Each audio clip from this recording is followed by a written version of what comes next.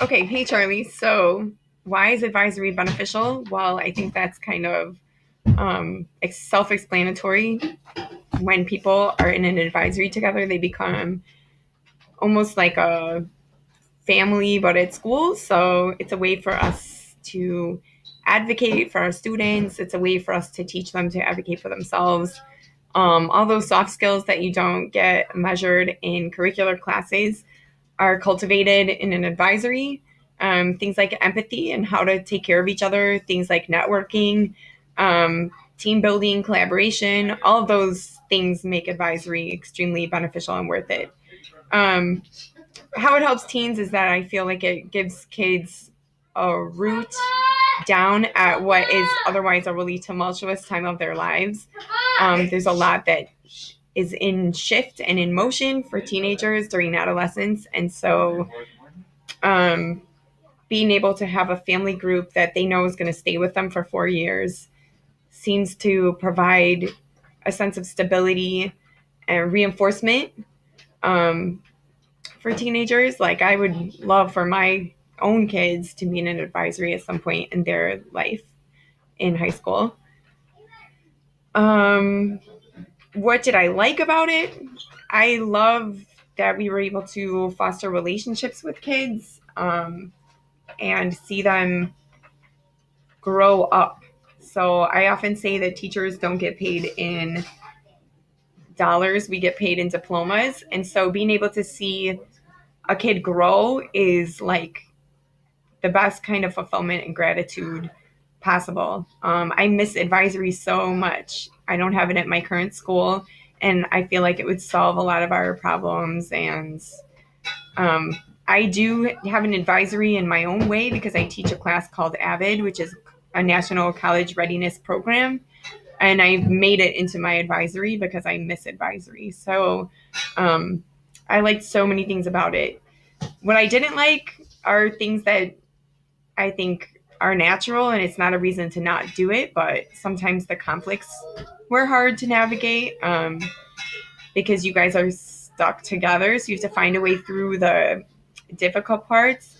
I would also say what else I don't like, having to, lose a member of your advisory for any reason seems difficult and was difficult.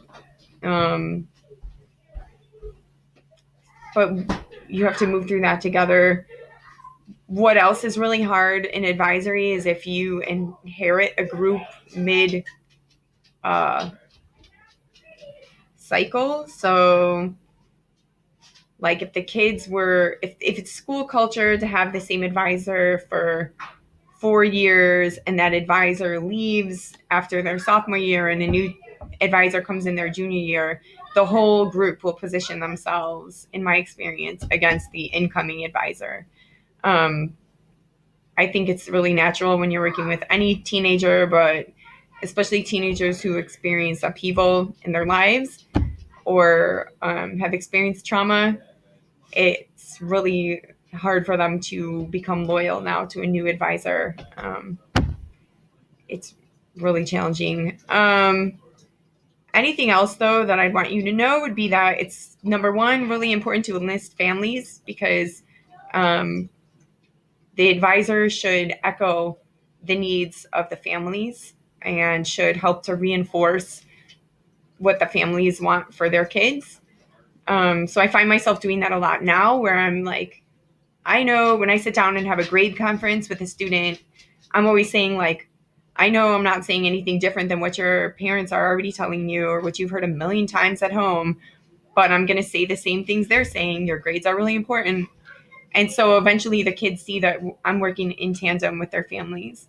And as a parent, that would make me feel more comfortable too. So enlisting families.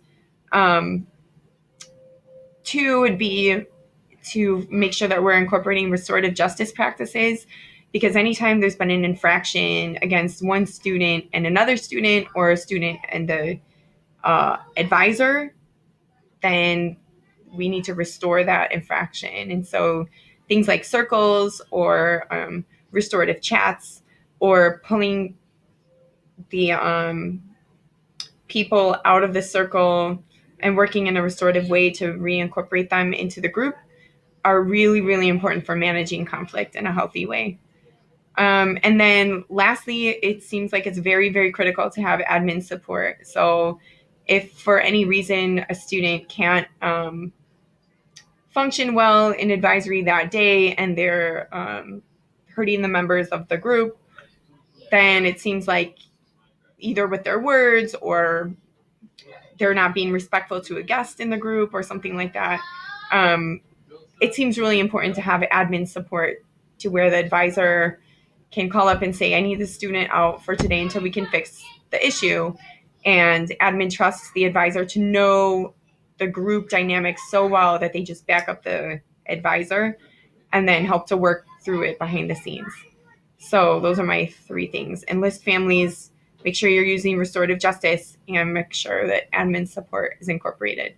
Otherwise, I love advisory so much. It's been awesome to see my former advisees grow up and have families and go to grad school and become amazing humans and travel the world. Like, it has given me so much fulfillment to see kids just grow up and become great. And it's a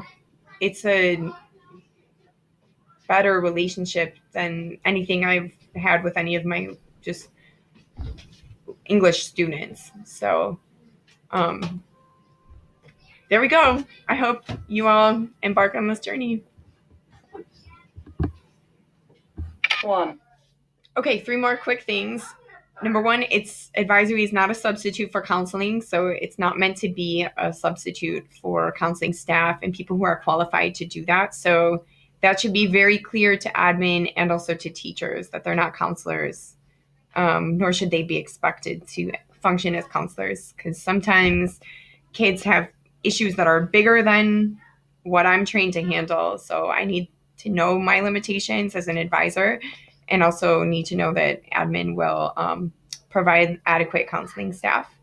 2, it's really important that the staff is unified around what advisory means and what it doesn't, so that kids aren't getting different experiences, and also aren't playing that against each other by saying like, oh, well, in this advisory, they do that and they're lucky because they have that advisor, but in this advisory, we only do this. So there should be some like unification and guidelines that the whole staff kind of abides by.